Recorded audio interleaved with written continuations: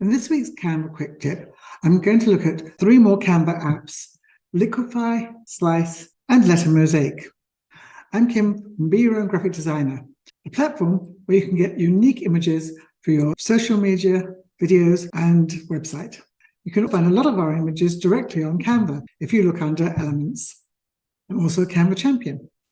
Let's go over to my screen and we'll go through these 3 photo editing apps.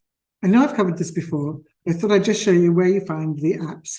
If you go onto your homepage and move down to Discover Apps, you can just click on there and all the apps come up. The ones we're looking at today are under photo editing, and it's these 3: Slice, Liquify, and Letter Mosaic. I'm going to show you how you open up one of the apps from here just for the first time, and then I'll also show you where you can find them on the design screen. So you click on the app, click on Use in New Design, and then select the kind of design that you'd like to create. And there's all sorts of different sizes that you can choose, or you can even specify your own custom size. Today I'm going to use a presentation. When you load an app, it always comes up with this same photo, and we could try it with that. I've used different photos, so I'm going to show you how you can use those. What Liquify does is add a watery effect to your images. I'm going to change this photo, go to Photos, and I'm going to go from recently used. I put dancer into the search bar, and I found some dance photos to demonstrate this with. I'm going to choose this one, put it to here. I've added the photo and stretched it out so it's larger. And now the other place where you can find all the photo editing effects is when you click on Edit Image after you've clicked on your photo.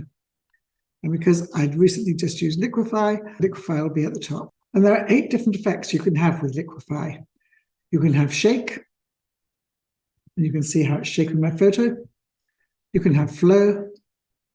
And then, as I've mentioned before when we're looking at photo editing apps, you can use these controls, these dashes and circles are the controls, to change different levels. In this one, you can increase the amount of blur and the amount of smear, which smears it across the page. So if I go back to Liquify, this setting is smear. It's a much more exaggerated version of the smear we saw already. And obviously under the controls, you can change the amount of the barrel blur or the amount of the smear to exaggerate it further. You can then use Smudge, which just gives a slightly marked effect, but obviously you can accentuate that. Melt, and you can see that really does look as though it's all melting. Whirl. Spin, that's more difficult to see, so let's increase the amount of the spin. See, now it's changing it slightly.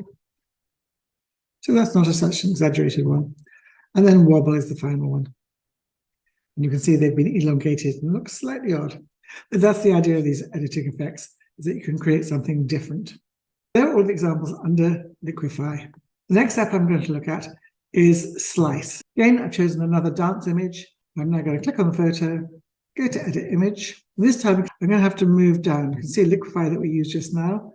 But if I scroll down on the left-hand side, and here's Slice.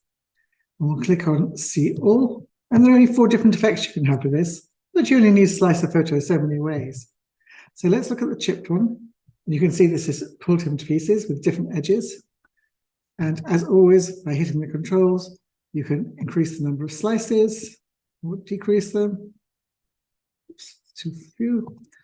And you can change the position of the slices to take them higher or lower and offset them as well. You can see how that's moved the photo apart at the sides. Let's just reset that.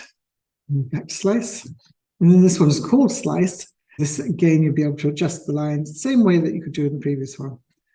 And if you want to keep any of them, you simply have to click the Apply button. This is the minced effect, where it's chopped up into smaller pieces. And then finally, the torn effect, where the edges are rougher. It's been torn into very tiny pieces. So that was the Slice photo editing app. Now let's go to our third app, which is called Letter Mosaic. Again, I've chosen the dancing image, and we'll click on the image, and then go to Edit Image, and I'll scroll down to find Letter Mosaic, and we'll click on See All. The previous 2 apps were developed by a company called PhotoMush, and this one's by Aaron W.S. or Wes. Not quite sure how you say that. And there are 4 different options under Letter Mosaic. Let's see how this one works. First one, Colorize. And Letter Mosaic does what it says on the tin. It gives your image a futuristic effect by adding little letters into it and creating a mosaic. And again, if we click on the controls, you can change the columns. So we can make them smaller or larger. You can see all the way down to the Z. If you actually make it very much larger, you can see the letters themselves. Adjust the presence. Again, that shows the letters more intensely. Take them down. Brings up more of the background. You can change the background color. This has gone to my brand kit as the first option. So let's try it with there, which makes it a very interesting photo. Or try it with the green. And you can change the level of transparency as well. And if you don't want to use any of those, just hit reset. Now let's go back and look at some of the other ones. I have tried getting rid of this. This is where my delete and more buttons are appearing today, and I can't seem to get rid of them or move them. So if we click on Grayscale and click on the controls, and you've got the same thing, the number of columns, the presence, the transparency.